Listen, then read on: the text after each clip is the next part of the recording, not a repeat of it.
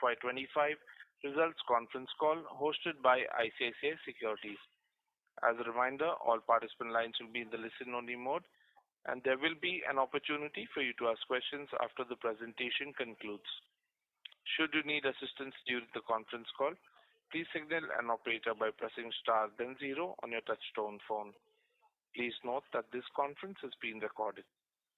I now hand the conference over to Mr. Manoj Menon from ICICI Securities. Thank you, and over to you, sir. Hi, everyone. It's wonderful. Good morning, good afternoon, good evening, depending on the part of the world you're joining this call from. Representing ICICI Securities, it's our absolute pleasure once again to host the results conference call of the company. This time it's Q3 FY25. The company is represented today by Mr. Angshu Malik, Chief Executive Officer and Managing Director, Mr. Srikanth Kanhere, Deputy CEO and CFO, Mr. Saumin Sheth, Chief Operating Officer, and the team. Over to the management for the opening remarks, post which we'll open the floor for Q&A. Thank you, and over to you, sir. Thank you, Manoj, and very warm welcome and good afternoon to everyone who has joined this call.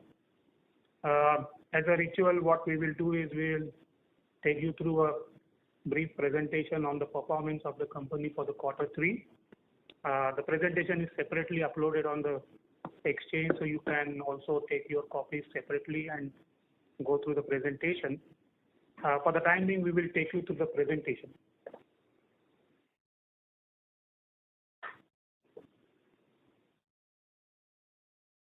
So we saw one of the best quarters since inception of the company, posting consolidated revenue for the quarter at 16,859 crore, with an underlying volume growth of 5%, EBITDA of 792 crore, and resultant PAT of 411 crore. This translates into 31% year-on-year growth in revenue, 57% EBITDA growth, and more than 105% growth in PAT as compared to the same quarter last year. On the 9-month ended 31st December 24, revenue at 45,488 crore, EBITDA of 2,033 crore, and PAT of 1,035 crore grew by 20% and 161% in terms of revenue and EBITDA. Whereas on the PAT, it is complete turnaround from loss of 9 crore to the profit of 1,035 crore as compared to the same period last year. We are also been able to demonstrate improvement in per ton metrics in the case of gross margins and EBITDA over the past quarters, primarily led by edible oil business, as the food business continues to remain in investment phase and more or less an EBITDA neutral, given that it is still at a growth stage.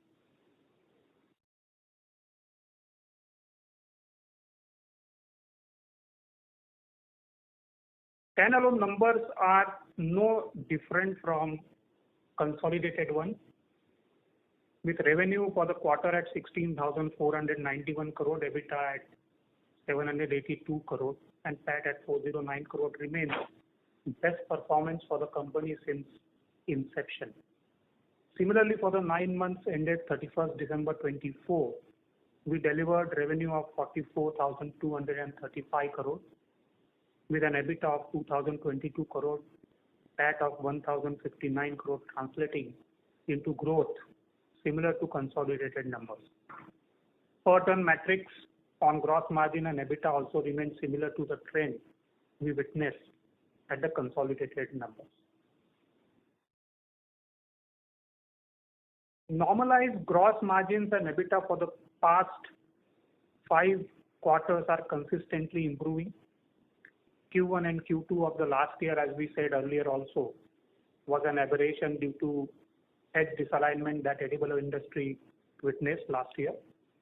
Barring these 2 quarters, and in particular last 5 quarters, margin structure have shown consistent improvement. Quarterly trend on per ton metrics for the gross margins and EBITDA are more or less range bound except Q1 and Q2 of last year. EBITDA margins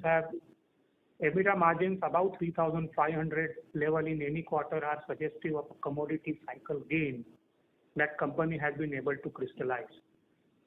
EBITDA per ton of 4,956 for this quarter is also suggestive of the same fact. This quarter we saw gains on account of favorable positions and bit of inventory gains.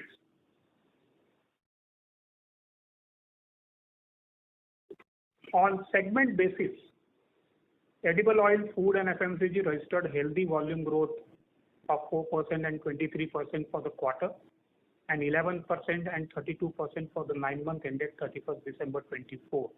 Industry essential segment degrew on volumes by 3% and 9% for the quarter and 9 months period respectively. Degrowth in industry essential segment is primarily due to lower de-oiled cake business, which is more of a parity driven business. Major constituent of industry essential business, oleochemical, continues to grow volume in double digit and with a healthy margins. On margin front, edible oil registered segment profit of 571 crore and 1,342 crore for the quarter and the 9 month ended, which is one of the best for the segment. Industry essential delivered a profit of 82 crore and 165 crore for the quarter and 9 months primarily driven by oleo and castor business. Food and FMCG delivered a segment loss of 46 crore and 23 crore for the quarter and 9 months ended 31st December 24. This is primarily on account of loss in the rice inventory due to downward correction in the market. Any positive correction in the market from here will improve this number. Other than rice, all other food business such as wheat flour, besan, pulses, soya nuggets and soap business remained a bit positive. Overall food and FMCG business more or less remained EBITDA neutral for the quarter and the 9 months ended December 24. EBITDA performance on all business segments for last 4 years shows a consistent improvement. In edible oil, EBITDA has increased from 1,532 crore in FY22 to 2,375 crore in last 12 months.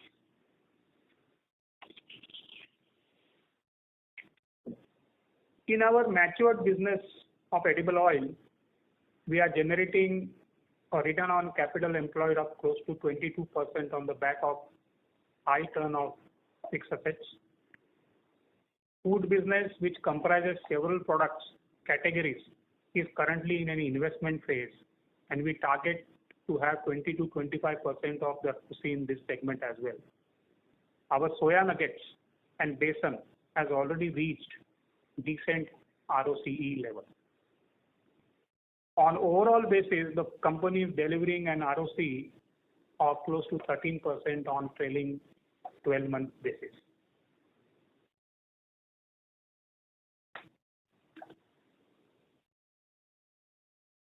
This is how the ROCE and the capital employed fares as far as the last 3 years of trend is concerned.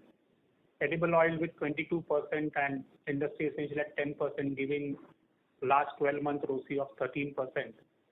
We are consistently investing in food business.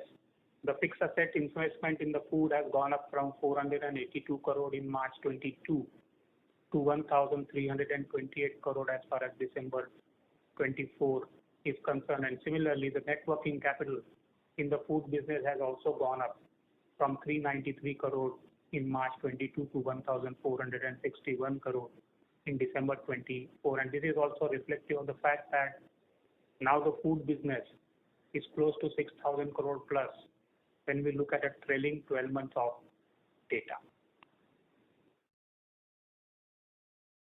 On a market context, overall market sentiments in edible oil remained bullish during the quarter. Prices of all major 3 oils, soya, sun and palm, remained elevated as compared to the last quarter.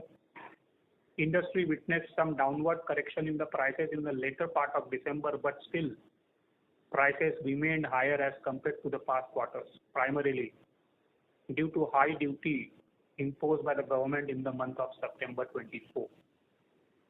Throughout the quarter, palm remained costlier than sun and soya, which is a complete departure from earlier trends where sun and soya always used to command a premium over palm oil. This is quite concerning as palm remains one of the highest consumed oil in India, and therefore any such trend will have a risk of inflation and trajectory on the food items, including the demand for the edible oil. In both edible oils and wheat flour, industry has been showing subdued growth in low single digits for last 5 quarters. In wheat flour, rural has been growing in strong double digits due to consumer shift in packaged wheat flour, whereas in edible oil for the Q3 the industry grew by 5%, whereas rural grew by 8%. So overall, what we see is not a very encouraging demand from an industry perspective, whether in the case of edible oil as well as wheat flour.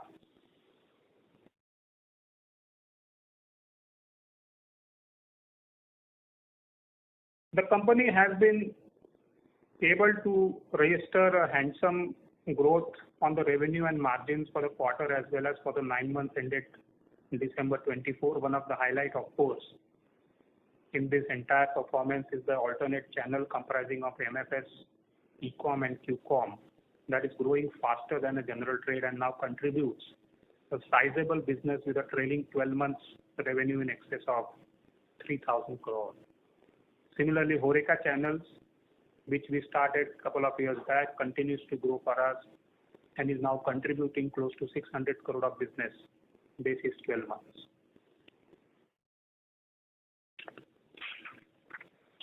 In edible oil business, in spite of high prices, we could register a single-digit volume growth led by soya, sun and mustard oil. This volume growth could have been in single digit at the palm, could have been high single digit at palm prices remained below the soya and sun. We witnessed cut in consumption by consumer due to high pricing. As a result, consumer pack in the industry grew only by 5% as per the Nielsen source as well as the Nielsen. Our regionalization strategy in edible oil continues as we launched region-specific SKUs to cater to the local demand. In the food and FMCG business, we delivered yet another quarter of a sizable volume growth of 23%. The growth came on the back of all the food products showing sizably. On margins, the segment suffered loss due to inventory valuation loss in rice.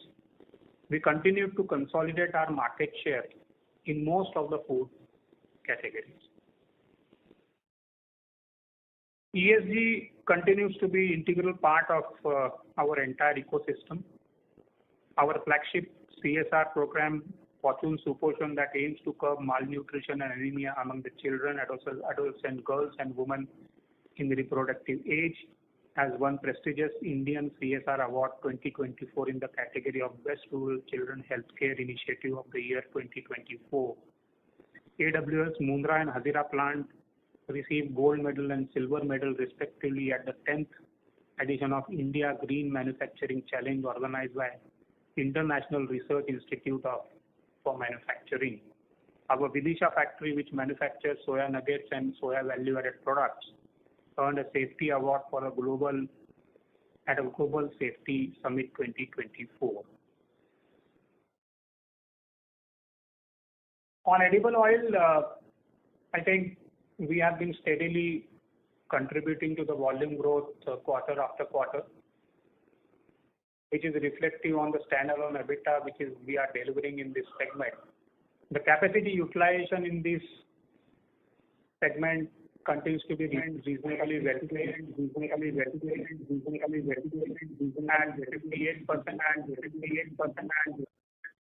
58%, which is suggestive of the fact that any future growth can be accommodated easily. On the market share, we had a flattish market share. We actually dropped by 20 basis point on overall market share from 18.3 to 18.1. But the encouraging part of this entire story on market share is that Fortune market share actually has gained. Similarly, we have gained market share particularly in the case of soybean and sunflower. As far as the food is concerned, again, we have enough capacities in place. The utilization of capacity is at 53%, whereas market story for wheat flour looks good. We have gained market share, gone up from 5.3 to 5.8% now. Basmati rice market share has come down from 7.4 to 6.1, and clearly there are work in progress, particularly in branded basmati rice, which company is working on. And we have put in place a lot of interventions in this particular business. And as we go forward, in couple of quarters, we should be able to see improvement in market share as far as the basmati rice is concerned. On distribution front, we continue to work on growing it and now have a direct coverage of more than 8 lakh outlets and total reach of more than 2.1 million outlets. In terms of rural distribution expansion, we now reach more than 40,000 towns and which have got a population of less than 100,000. And rural saliency in our business remains at a close to 30% of our overall business. Alternate channel continues to be a good story for the company.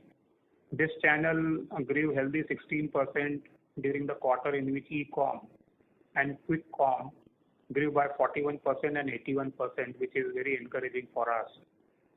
We are working closely with all the e-com players to see that this growth and market share is sustained in future, because as we go forward, this is the channel which is going to cater to most of the demand coming in from the consumers who are demanding packaged staple food.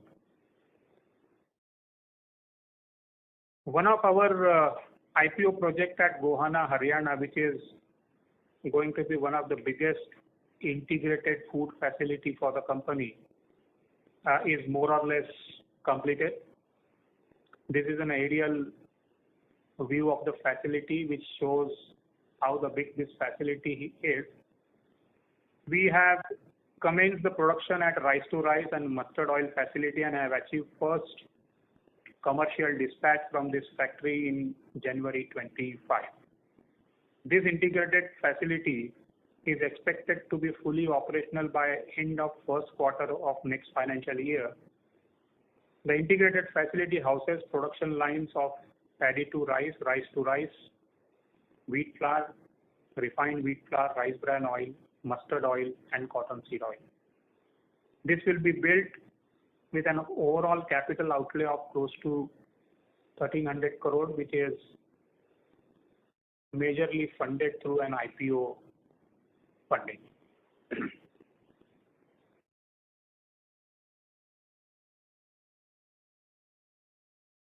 We continue to do a lot of marketing campaigns, whether it is on social media or BTL activities or TV activities, and these are some of the glimpses of our engagement with the consumer on various mediums through which we connect to the consumers.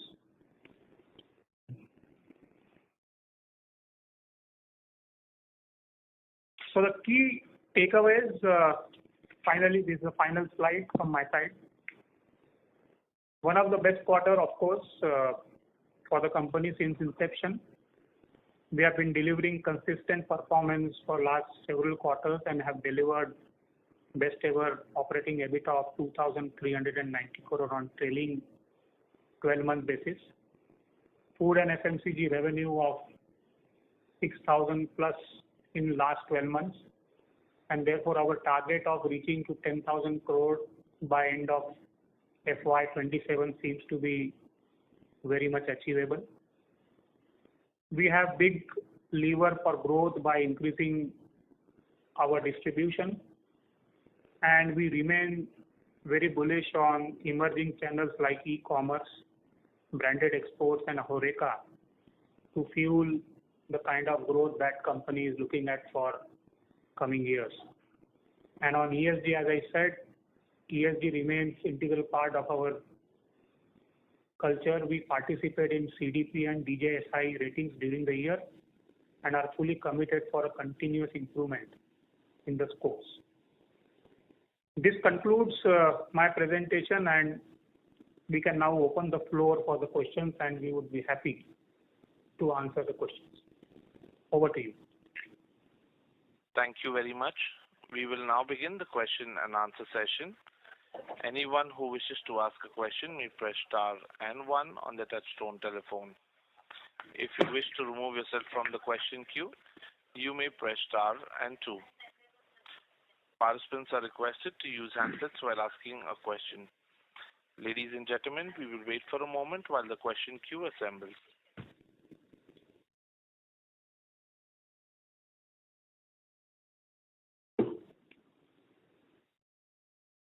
The first question comes from the line of Avnish Roy from Nuvama. Please go ahead. Yeah, congrats on the profits. My first question is on the foods business.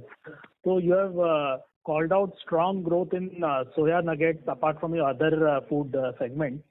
There we have seen incremental competition also from Marico Saffola, and they also claim to be doing well. Could you talk about the competitive intensity here, pricing pressure, etc.?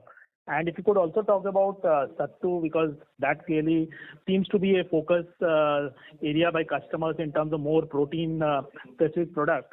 So long term, how do you see the organized market share within Sattu, because it's largely unorganized currently? On soya nuggets, let me tell you that after COVID, we have seen the higher sales of plant protein or veg protein. Now, soya nuggets have 52% protein, and doctors have recommended that particularly for the vegetarian people. Plus, I have seen that non-vegetarian people also once in a week, they have accepted nuggets as integral part of the food.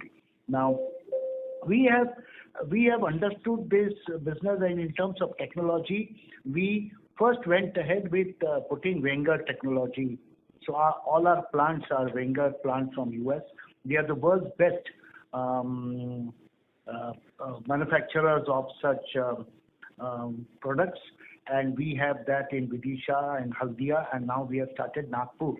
So we are possibly the only people to have 3 locations of nugget, and as you know, these are light products, so cost of freight is very, very important, and we have that logistic advantage because we have soya bean flour plant in Nagpur, Vidisha, and Haldia also we have our own packing station. So that helps us. Logistically, we are better off. There is competition, but then that's okay. Everybody is trying to enlarge the market, and we see great opportunity. So very good to have healthy competition. No problem on that. Pricing front, this is a very stable product and doesn't need too much of pricing, except once in a while you give some consumer scheme or trades promotion scheme. But by and large, it's a steady market. Sales 60-65% sale comes from March to October, and 30-35% comes in the winter. That is how it is very clearly demarcated. On Sattu, let me tell you, Sattu is a product which normally goes during in eastern India and eastern UP onward, Bihar, Jharkhand. So there we have Sattu. We have our plant. We supply from Delhi now, but going forward we can surely make in Haldia also. We have a plant in Haldia. So Sattu is one product which also is seasonal a bit. In the summer it does very well. Winter it reduces. So we are pushing it along with our Besan products. So from a competition perspective in soya chunks from Saffola, you aren't seeing anything disruptive, right? See, first of all, they don't have their own manufacturing base. They are getting it produced at some other factories. We see advantage for us that we have our own setup.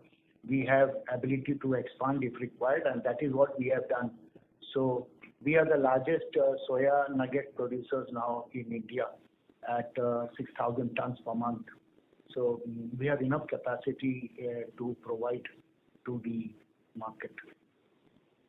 Sure, that's very useful. My second question is on the branded rice weak performance. So you have mentioned inventory losses there and supply chain issues. So if you could address here, because post the acquisition of the number 3 brand there, it has been a bit challenging post that. So here, could you have done something different to prevent the inventory losses, or that's part of the business, nothing much could have been done? But from a structural perspective, my question is, how do you start getting back the market share? Because generally M&As in India, FMCG, we have seen a lot of them ultimately turned out to be very challenging. So if you could talk about your basmati market share, the journey in the next 2 to 3 years, how do you see that? Thanks. See, in basmati rice, unlike the big players, we did not have our own plant. We had only one plant in Firozpur, Punjab, and in Haryana, which is the main area for basmati. We used to work under the toll arrangement. Now, these toll arrangements have a limitation to the processing capabilities as well as capacities. Now, we have been waiting for our Gohana plant, and because we were doing the tolling, obviously there was lot of stocks to be moved from one place to another to consolidate dispatches. But now that Gohana plant has just started operations, the most important part is that in Gohana we have almost 600 tons paddy per day and 500 tons of rice per day capacity, which is very big enough for us to use it. And we have very large storage capacities there. So it will be useful for us to have a consolidated production base as well as dispatch base. Once that happens, the logistic issues, the fill rate, and the challenges of yield or quality, all that gets to a large extent settled, and then we can concentrate in building the brand and distribution. And you will agree with me that e-commerce, modern trade, alternate channel is 50% of the branded basmati rice consumption. So unless you are good in fill rate, unless you are good in supply chain for these products, the alternate channel doesn't do well. Now that with Gohana coming up, our supply chain will become much more stronger, and we are confident that we'll get back the share. I'm sure in next 2 quarters or 3 quarters, you will find that our basmati shares have gone up. Sure. Last quick question. That's my last question. On the palm oil, what will be your understanding in terms of pricing? Because it went up sharply by almost 30%, and from top it has corrected 10-15%. So what will be your understanding of pricing? No one can call it out. I understand it's a commodity, but what will be your understanding? And on the 20% duty which government had put, is there any expectation that in the near term this could get corrected? Any discussions on that? Hi, Soumi here. Hi.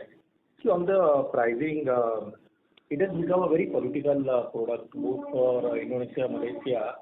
Their biodiesel program is important than the food demand. Yeah. So, as you rightly mentioned, the prices actually were higher by 15 to 20% compared to the other soft oils. Now, market is correcting, the spread is reducing, and this biodiesel program of Indonesia, whether it is B40 or eventually it will only remain to B35, B40, prices will also, fluctuate in line with the policies. On the duty, it's anybody's guess. Government after a long wait increase the duty to support the Indian farmers. Unfortunately, today also beans are trading way below the MSP. So, you can call it 50-50, whether they can reduce the duty or not. Their priority probably is farmers and the consumers. So thanks. That's all from my side. Thank you. Thank you. The next question comes from the line of Harit Kapoor from Investec. Please go ahead. Yeah, good afternoon. Just a few questions on the numbers. I request you to use your handset, sir. Your audio is slightly muffled. Hello? Yeah, is it better? Yes, sir. Please go ahead. Yeah. So just a few questions on the numbers. I just wanted to, if you could just quantify the employee cost impact on account of the ESOP for the quarter, and just a sense of how this works. Is it a one-time in this quarter, or and what is the future impact on the employee expense? If you could just give some sense on that. Yeah, so I can understand from where you're coming from because employee cost has gone up quite substantially in this quarter. But this impact is not exactly on the ESOP because ESOP we declared only in the month of December. So the real impact of ESOP may start coming in from the next year, not from this year. So right now the employee cost which you see, which has gone up as compared to the last year, and of course that on the 9-month basis also, is basically because of the one-time incentive provision that we have made, given the fact that company this year is going to be going to declare one of the best results, and therefore our policy provides for a additional incentive which have been provided on a proportionate basis for this 9 months. So that's the reason why the employee cost has gone up. But and this is of course only a one time, and and then for the modeling, I don't think you can consider it for the next year and next quarters. Got it. And secondly, on even on the other expenses bit, if you look at sequential numbers are quite high. I understand that, there's a 70 odd crore MTM there on the derivative side. But even adjusting for that, it looks slightly on the higher side. So I just wanted to get a sense, is it more to do with Gohana operationalization, or what would explain that kind of sharp 30+% growth? No, it's not basically anything to do with the Gohana operationalization, because Gohana, as I said, we just dispatched one commercial cargo from the complex. I think the entire complex will get commission only in the next quarter. First quarter of the next financial year. So this other expense and hike is again, it's a kind of one time where the hike is due to, one is of course derivative impact and the ERD impact, and both these impact actually somehow get recovered from the either from the revenue or either sitting in the inventory gain. So there's a nullifying impact of this spend which you are seeing more. Besides that, there is one time some marketing provisions have been taken. So if you normalize those, these expenses have actually gone up in tandem with the volume growth. Okay, understood. And so how do I look at the inventory gain which sits out of your in your gross profit, either for the 9 months or for the quarter? What do you think would be a more normalized level?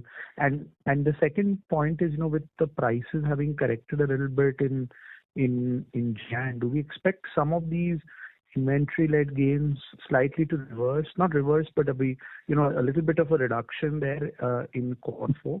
How do I kind of read this and build it out? Yeah, I would not call it an inventory gain. Rather, I would say this quarter numbers do have one-time impact of the commodity cycle gain. Rather, I would say when I say commodity cycle gain, it includes both inventory as well as better positions which have turned positive for us. And therefore, the numbers for this quarter are more or less consistent with what we have been declaring for past couple of quarters, except for this one of commodity cycle gain. So our normalized EBITDA, as we are saying earlier, also is anywhere in the range of 3,500 to 3,600 crore. Anything above that is suggestive of the fact that we have witnessed a commodity cycle gain in that particular quarter or period, which may be 6 months or 9 months. Very clear. And just on the direct reach side, if you look at if I just look at a period of time or a quarter where you've seen the highest kind of move from quarter to quarter in direct reach, I think Q3 or December quarter is one of those. The addition is almost 50,000, which is a pretty pretty substantial number. Just wanted to, get your thoughts on, what is the kind of 3-year, 2-year, 3-year target here? We're already at, 8.2 lakh outlets. How do we think about a 2-year, 3-year kind of target on direct reach expansion? We have taken a target exit FY27 at 1 million direct coverage. Got it. Okay. So we have that much distance to travel, and some of the quarters it is fast, some of the quarters it is little slow. Say Q1, you will find it is little slow because of the summer time and heat and all that. But then winter time, generally the work timings are much bigger, and people travel more, people work more, so we get more outlets on it. Got it, sir.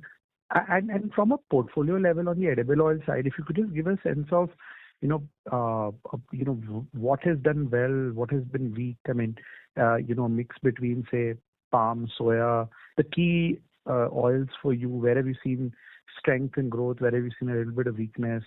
Branded versus unbranded. A little bit more color on that in this quarter, given that the price fluctuation has been quite material.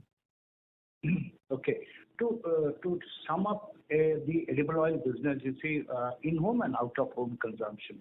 So look at in-home consumption. It is by and large driven by two main oils, that is sunflower oil and soybean oil, and the domestic oil is mustard. These three oil forms actually the core of the household consumption. Every house will have one refined oil and one unrefined oil or taste oil. So mustard is normally consumed in east, north and part of central India, and groundnut will be in little bit of western India and southern India. Now, cottonseed oil is also a good oil, 1 million ton, 1.5 million ton, but consumer tax are in the 500,000 ton. That is in the western part of India, that is Gujarat, little bit of Maharashtra and little bit of Madhya Pradesh. These oils form the main core household consumption. Now, when you go to out-of-home consumption, palm is a big out-of-home consumption because normally the restaurants and dhabas and all that, they prefer palm. Baking industry, frying industry, and snack food industries prefer palm because that gives them a better shelf life and neutral taste. So palm prices going up, obviously, some of them shifted to rice bran oil, some of them shifted to cottonseed oil because these oils were as competitive as palm or cheaper than palm. But then once the palm becomes cheaper, they will always switch over to palm. Out-of-home consumption is 30-35% and 65% is in-home consumption. So that is how it is actually divided. Since we have a basket of oil, that is, we have groundnut oil, we have cottonseed oil, so we have that advantage of seasonality, location advantage, and price advantage. That anything that is cheaper, we are always there. So we are there in rice bran oil also. So that is our advantage. So that is how the business of edible oil is. Okay. And on the last question I come back from was on the food and FMCG side. So say if I had to strip out the losses from the rice inventory, what do you think would have been more a normalized number for food and FMCG if I just had to hazard a guess?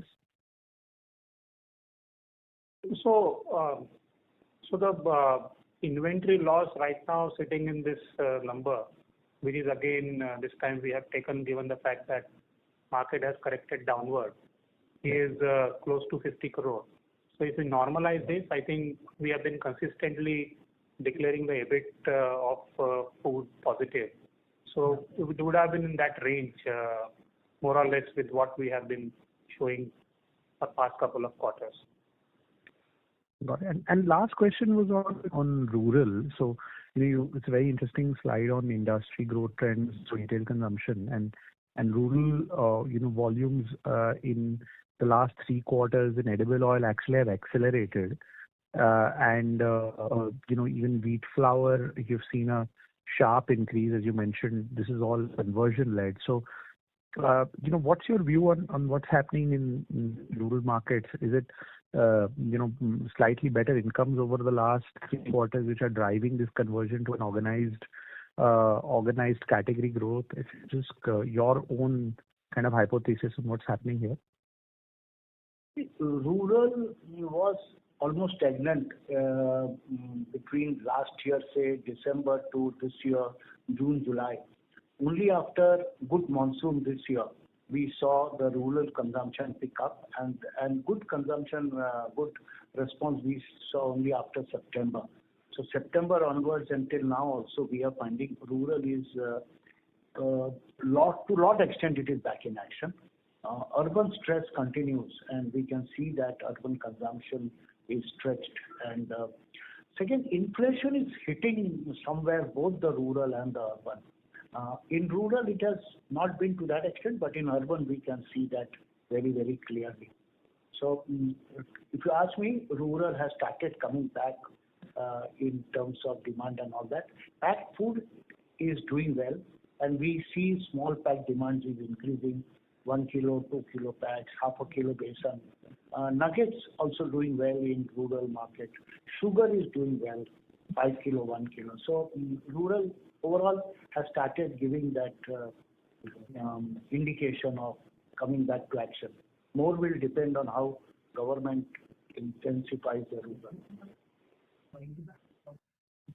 Got it. That's it from me. Thank you, sir. Thanks. Thank you. The next question comes from the line of Latika Chopra with JP Morgan. Please go ahead. Hi, thank you for the opportunity. I have a couple of questions. Let me start with edible oils. You had a volume growth of 4%. You called out that the branded sales declined low single digits.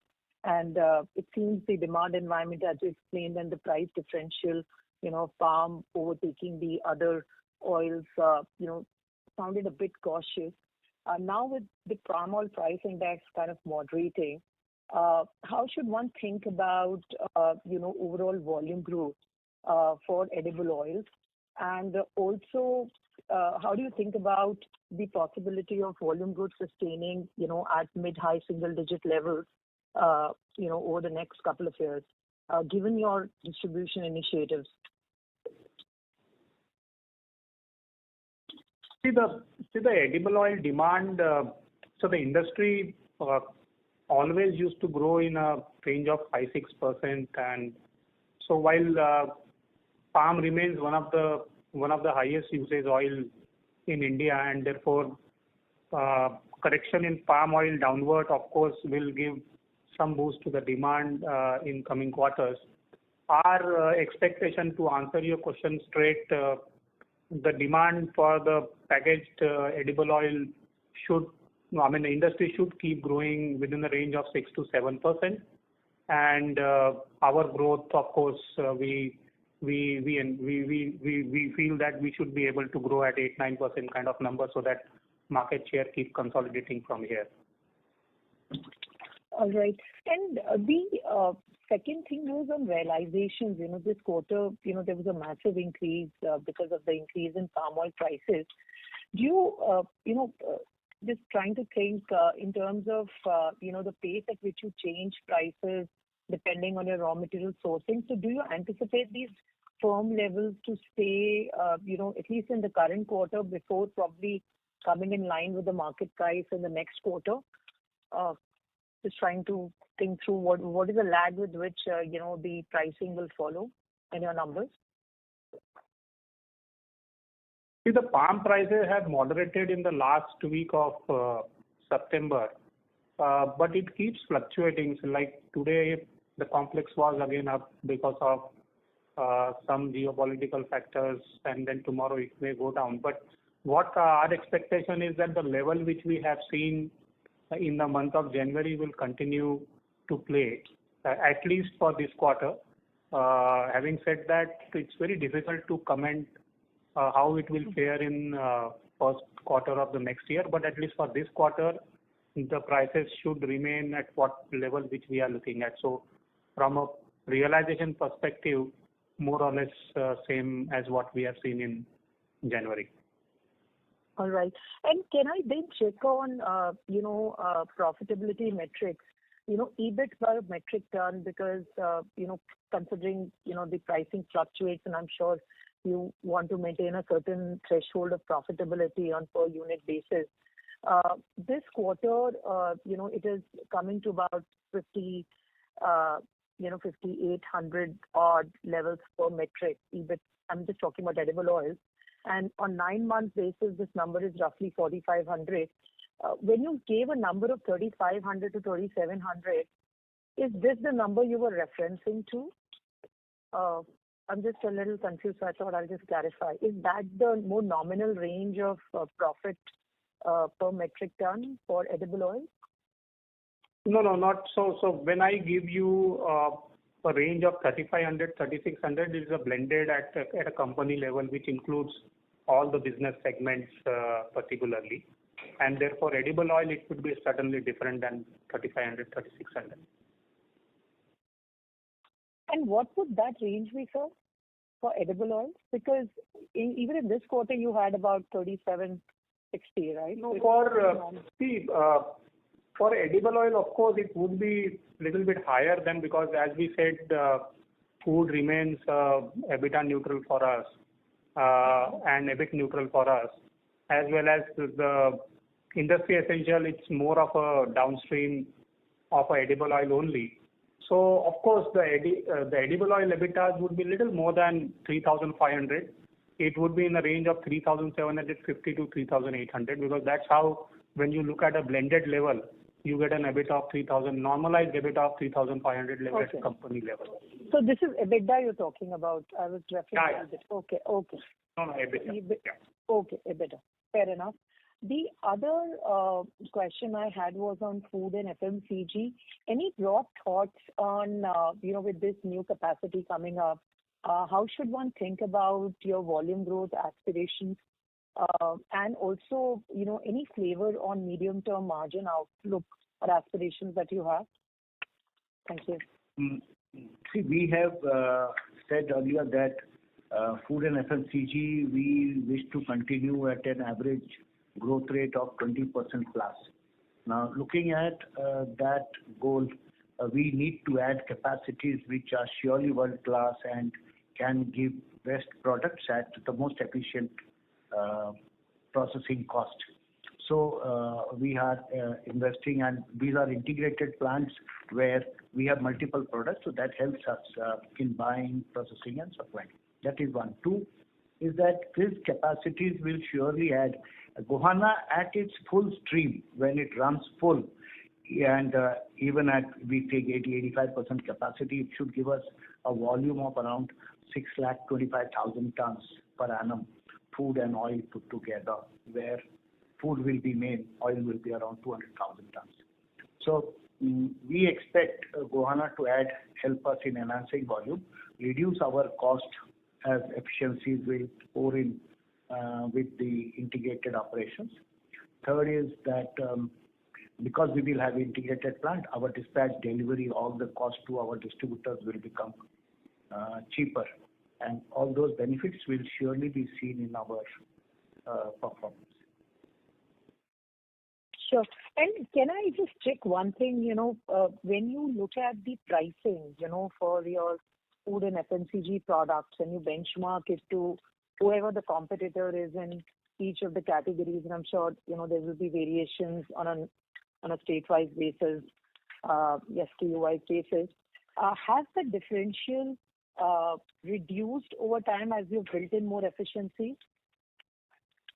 Yes, I would say. You take an example of nuggets. That is one of the earlier FMCG food products that we started, and we had only one national competitor, which you are aware of. Now, obviously, when you compare with that competition, you keep the prices lower and you start seeing your main competitor and then work around. Slowly that happened, but as we progressed, our products were surely better in terms of technology, and we knew that we can give a better product with better distribution. We were slowly getting into higher pricing, and today we are surely priced equal, or in many places we price it higher than the nearest competitor. So that happens. Second, you take Besan. Besan, you don't have a national player. So obviously, when you look at Delhi, you have a competitor, so you price it with that competitor. Or in Bengal, you have a competitor, you look. But rest of the place where there is nobody to compete with, we go all out and we price better. And because we are the leader there, so whether it is Bihar, Jharkhand, Eastern UP, all these markets, we are the leaders, and we price it. This is the brand premium. Sure. And last one on this, Mr. Malik, was when you look at food and FMCG, how do you think about further additions to your portfolio? Would you want to do pulses at scale or not? Or you would like to focus on scaling up market shares in wheat, rice, besan, and some of the other broader big category segments that you're already in? See, when you talk of pulses, we know that chana dal or chana is almost 50% of India's consumption. Almost 10 million ton is the normal domestic production. So we have put 3 new plants, 240 metric tons per day in Nagpur, Neemach and Kadi in Ahmedabad, outskirts of Ahmedabad. These are state-of-art chana processing plants.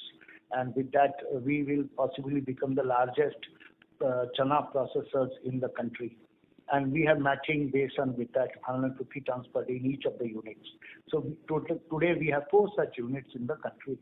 So dal becomes important for us because whatever dal is coming out, almost 5,000 tons we have extra for selling per month. So we will have to sell chana dal in brand or in consumer packs. So that way we are progressing. Rice, we are putting up such a large unit. Obviously, we are thinking of improving and increasing our base, both domestic and exports. Atta, we are putting big plants. And next year also we plan to have bigger capexes. So wheat flour, we want to be reasonably large player in this category. So in each of the category that we are going, we want to be in the top 3 surely, and maybe 1 and 2 number position for each of these. Understood. And I think I asked this earlier, but any margin aspirations in food and FMCG, EBIT margin aspirations, or anything you would like to share over the medium term? No, I think this is what we have been saying for some time. I think food will remain in the investment or a growth stage, rather I would say till FY28. And therefore, the EBITDA margins for the food ideally should only start growing after FY28. But having said that, it's not that we would certainly not want this to grow, but yes, until and unless we get to the level of market share and the volume share that we have envisaged, I think this will remain an EBITDA neutral. But as we go forward, post FY28, certainly we have a market discovered benchmarks available for rice and wheat flour and besan. I think we would certainly want to go to those levels. For example, in rice, we have market players who have been able to showcase a gross margins of close to 25%, EBITDA of 10%. Similarly, in wheat flour, we have the biggest player in the country, as per our estimate, making an EBITDA margins of close to 6 to 7. But for us, it is a story of next 3 to 4 years to reach to that level. Understood. Thank you so much, for patiently answering all the questions. Wish you the best. Thank you. Thank you. A reminder to all participants, you may press star and 1 to ask a question. The next question comes from the line of Ashok Shah from Eklavya Invesco Family Office. Please go ahead. Thanks for taking my question. Yeah, sir. So do we have any thought to tie up with the farmers to grow palm tree in India, as the Wilmar is a leader in world? Yeah, Mr. Ashok. No, as of now, we do not have any palm plantation in India. So we majorly procure palm from our sister concern or the international where we grow the palm tree? We are procuring all the palm from Malaysia, Indonesia, and other Southeast Asian countries, mainly from sister concern and also from other ABCD of the palm players. And how much we consume palm oil to make nuggets and any other products? Nuggets is a different raw material altogether. Nuggets is actually non-GM soya beans and its derivative, and palm is mainly for the edible oil and the other value-added specialty fats. Okay. Thanks.